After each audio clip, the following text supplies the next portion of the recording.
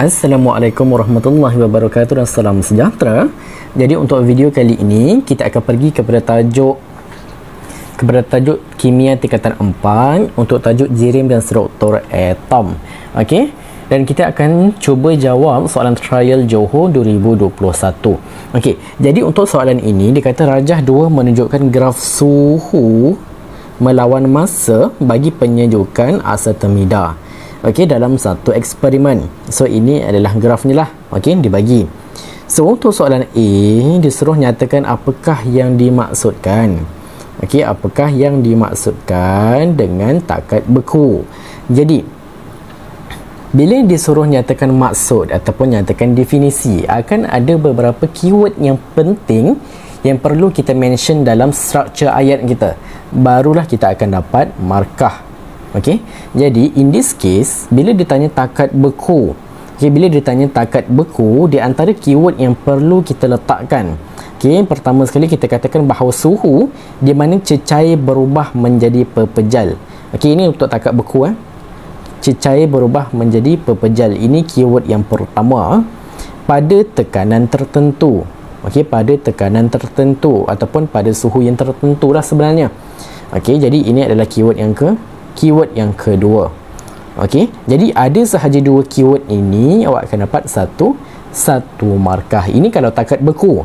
Kalau soalan tanya mengenai dengan takat beku, takat lebur.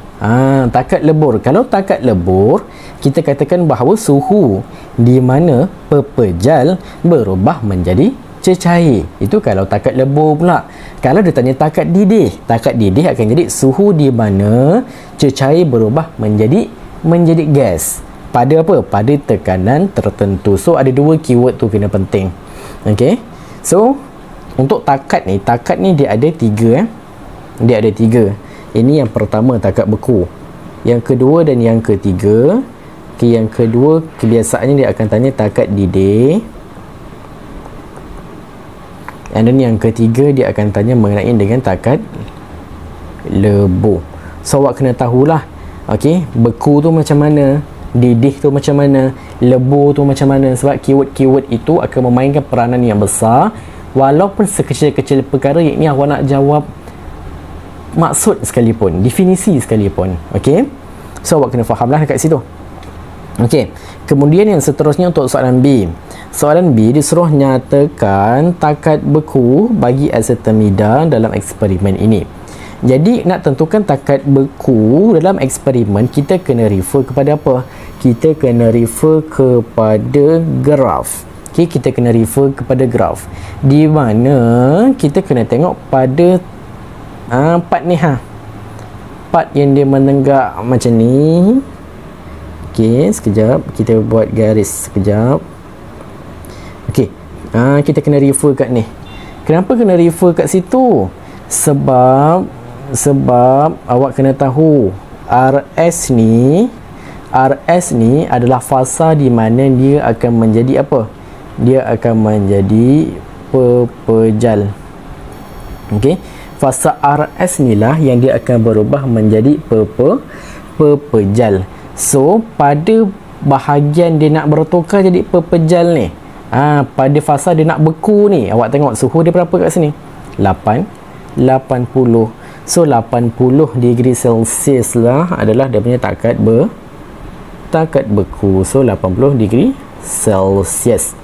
So awak jawab dekat sini, awak akan dapat 1 markah. Alright. So untuk soalan C disuruh nyatakan jenis zarah. Jenis zarah dekat sini adalah molekul lah. Di mana untuk jenis zarah, sekejap. Untuk jenis zarah ada 3. Dekat sini student selalu keliru di antara jenis zarah dan jenis jirim.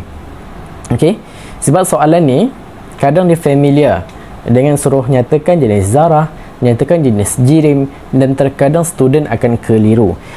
Untuk jenis zarah, untuk jenis zarah awak ada 3.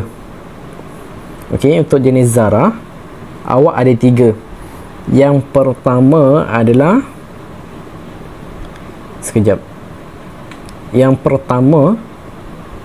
adalah molekul. Yang kedua adalah ion. The last one adalah atom. Jadi kalau soalan minta nyatakan jenis zarah, jawapan awak mesti melibatkan 3 ni je.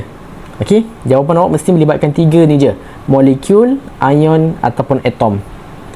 Kalau disuruh nyatakan jirim, kalau ditanya jenis jirim, jirim ni apa pula? Jirim ni pun ada 3. Jirim ini saya buat kat bawah lah.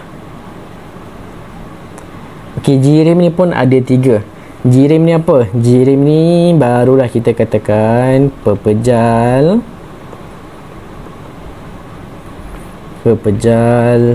cecair, maaf lah tulisan macam tu, cecair gas. Okey, jadi jangan keliru, tolonglah jangan keliru zarah dan jirim. Sayang sayang sangat kalau awak tak dapat nak bezakan zarah dan juga jirim. Okey, kalau soalan tanya zarah, jawapan awak mestilah sama ada molekul, ion ataupun atom. Kalau soalan tanya jirim, okey, jirim ni biasa dia akan tanya keadaan jirim. So apakah keadaan jirim? Pada takat apa? Apakah keadaan jirim pada R dan S contoh? Jadi keadaan jirim ni inilah pepejal, cecair ataupun gas. So kalau soalannya kat sini dia tanya apakah keadaan jirim pada RS, maka RS ni kita tahu dia adalah fasa pembekuan. Fasa dia nak berubah jadi pepejal. So at the end of the day dekat S ni dia jadi apa? Dia jadi pepejal. So jirimnya apa? Pepejal lah. Alright. Okay, so kena sentiasa ingat zarah dan jirim ni dua benda yang berbeza. Alright. Okay, sebab kadang student keliru, dia tertukar. Dia suruh nyatakan jirim, awak bagi tahu molekul. Salah lah. Okay, so ini untuk soalan C. Untuk soalan D, dia kata terangkan mengapa suhu tidak berubah dari titik Q ke titik R. Yang ni fasa perubahan yang ini, QR ni. QR ni keadaan jirimnya apa? Keadaan jirimnya kat sini adalah cecair tambah pepejal. Okey, ini kalau dia tanya keadaan jirim Kalau dia tanya keadaan jirim pada Q dan R, awak jawab cecair tambah pepejal. Okey, tapi dia sekarang ni dia suruh terangkan kenapa suhu tak berubah. Okey, kenapa suhu tak berubah ni, dekat sini saya just akan bagi jawapan straight sahaja. Okey, sebab sebenarnya dari segi penerangan ini awak boleh dapati daripada buku teks. Okey, daripada buku teks ada mengenai dengan takat lebur dan juga takat didih, mengenai dengan bukan takat lebur, takat lebur dan juga takat beku. Okey, takat lebur dan juga takat beku untuk naftalena. Okey, untuk naftalena, so awak boleh refer dekat situ, apa penerangan kat situ lebih komplit lah. Jadi dekat sini saya just akan terus bagi sahaja point dia. Okey, di mana kenapa suhu tak berubah dari titik Q kepada titik R? Kita katakan bahawa tenaga haba yang hilang ke persekitaran, okey, diimbangi oleh tenaga haba yang dibebaskan. Ini dibebaskan typo kat sini, awak betulkan. Dibebaskan semasa zarah menarik satu sama lain untuk membentuk pepejal. Okey, so dekat sini sebenarnya explanation dia dah lengkap. Okey, dah lengkap dekat dalam buku teks, so awak boleh refer dekat buku teks lah. Tapi dari segi pemahaman, nanti saya akan refer ke dalam video yang lain untuk saya buat video dari segi penerangan teori untuk bab 2 ni. Okey, so dekat sini kalau awak nampak, awak akan dapat 2 markah. Okey, jadi total markah, okey, kat sini 2 markah 1 markah. Okey, jadi total markah kalau awak tengok dekat sini untuk soalan ini, total markah adalah 5 markah. Okey, jadi senang ke susah nak dapat ke 5 markah? Senang sahaja sebenarnya. Okey, selagi mana awak ada effort. Okey, awak ada effort, awak mampu untuk bagi full commitment untuk belajar. Okey, and then tak segan untuk nak tanya kepada cikgu, tak segan nak tanya kepada rakan-rakan. Okey, mana yang awak tak faham, mana yang awak kurang mahir. Okey, and then jawab banyak-banyak latihan, terutamanya soalan-soalan trial ataupun soalan-soalan SPM sebenar pada tahun-tahun yang lepas. Jadi sebenarnya soalan-soalan trial soalan-soalan SPM sebenar itu membantu awak untuk faham pattern soalan. Pattern soalan yang kebiasaannya kerap ditanya dalam soalan SPM sebenar.